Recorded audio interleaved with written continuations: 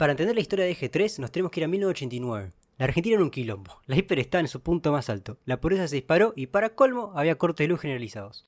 Era un desastre y se necesitaba un cambio urgente. Ahí es donde el gobierno de Menem se la jugó. Puso en marcha una serie de reformas para la desregularización del sector de los hidrocarburos. Se liberaron los precios y cualquiera podía ir a una refinería o una estación de servicio si así quisiera.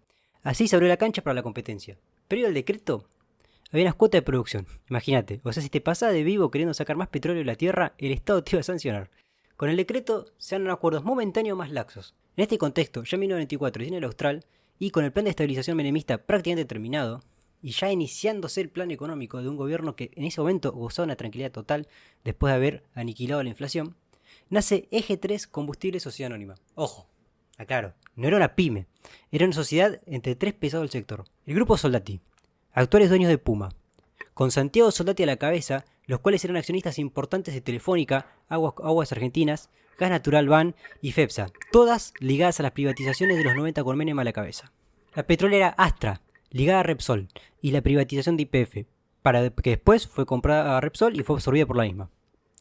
Y la familia Elizabeth, la propietaria de la refinería Isaura. En principio fueron los principales refinadores de la Unión, hasta finalmente ser vendidos y absorbidos por la fusión, demostrando que el modelo de empresa familiar en Argentina ya estaba en vías de desaparición. Casi de un día para otro, Eje 3 se expandió en todo el país, abrió más de 600 estaciones de servicio y se quedaron con una porción grande del mercado, entre 10 y 12%, convirtiéndose así en la cuarta petrolera nacional. Su plan era claro, competir de frente y de igual a igual con YPF, Shell y ESSO. El éxito de Eje 3 no pasó desapercibido. En el 97, Repsol, que ya era parte de la empresa a través de Astra, como nombramos anteriormente, decidió comprar la empresa entera y con todos sus integrantes adentro. Le puso 330 millones y se quedó con el 90% de la empresa, teniendo el grupo Soldati el 10% que quedó. Las compras de Repsol no terminaron acá. 2 años después, Repsol cumple con la última cuota del Estado, convirtiéndose en la dueña de YPF. Y no solamente eso, sino que en el octavo actor petrolero en el mundo. El problema es que, si se quedan con Eje 3, armaron un monopolio de la zamputa, y los organismos de control, naturalmente, les bajaron el pulgar, y los obligaron a vender sus activos en Eje 3. ¿Y quién aparece en escena? Petrobras, la semi-estatal brasilera que tenía el plan de invertir en el continente, ya que recientemente había sacado la ley del petróleo en Brasil, que le puso fin a su monopolio. Ya en el año 2000 no se hizo una venta, sino un canje. O bueno, un mega canje con Repsol. Le entregó el 100% de G3 a Petrobras a cambio de activos en Brasil. El cambio tuvo un valor de 500 millones de dólares de la época entre los dos. O sea, 1.000 millones. Ya en abril de 2001, Petrobras se queda con la red y el control total de la marca Eje 3.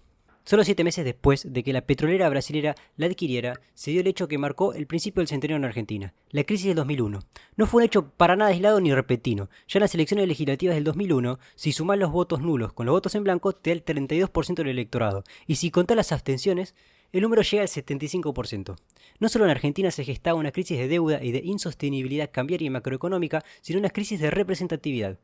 El 2 de diciembre de 2001, Caballo anuncia lo que fue la primera restricción a las extracciones de dinero en los bancos, el llamado corralito. Esta medida afectó en gran medida las ventas de comercio, incluso un 80%, y afectó directamente a Eje 3, ya que su foco era la venta minorista.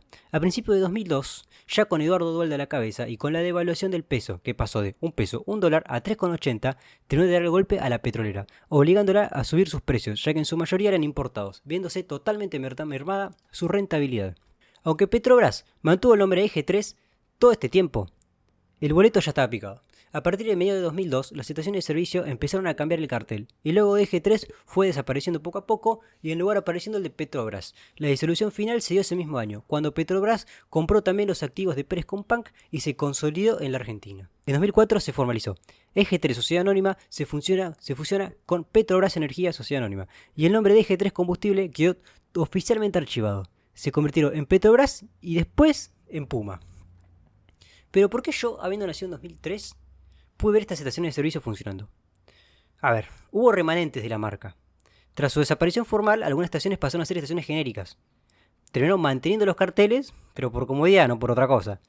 Y bueno, progresivamente estas mismas fueron desapareciendo. Aunque las que seguían siendo de Petrobras, pero nunca cambiaron sus insignias, pasaron a ser de Puma en los últimos años. En 2017 fue la última Eje 3 de Petrobras que pasó a ser Puma. En el 2009 se liquidó las últimas filiales y el nombre progresivamente desapareció. Hasta que en 2024, una empresa llamada Agrocomp S.A. cambió su nombre a Eje 3 Argentina Sociedad Anónima. Pero esta nueva empresa no tiene nada que ver con la de los 90. Su negocio es la venta de agroquímicos, no de combustible. Pero bueno, habrá que esperar. Capaz que se viene una vuelta de la marca un poco rara en la venta de agroquímicos. Pero habrá que esperar. Y este fue el recorrido de Eje 3. Una empresa que nació de la oportunidad, que siguió una crisis y que otra crisis fue la que lo llevó a su fin. Y bueno, el Estado brasileño también se lo llevó. Pero bueno, esto es todo. Si les gustó el video, se pueden suscribir. Y nada, banquen loco. Hay que bancar los videos, loco. Hay que bancar.